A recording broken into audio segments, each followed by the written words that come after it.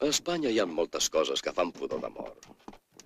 Només cal que hi hagi algú que tingui prou estómac per enterrar-les. Sí, sí.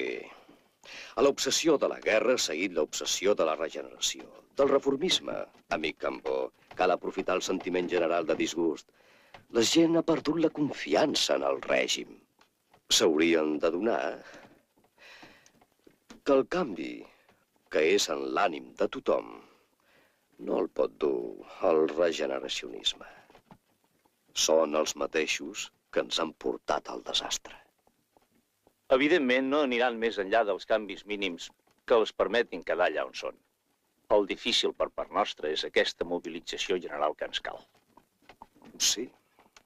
Quan més hi penso, més veig com ens és de necessari el doctor Robert.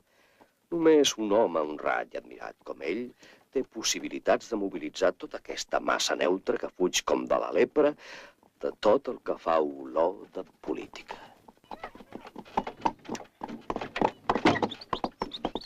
Heus aquí el nostre home. Endavant. No, aneu-hi vos sol.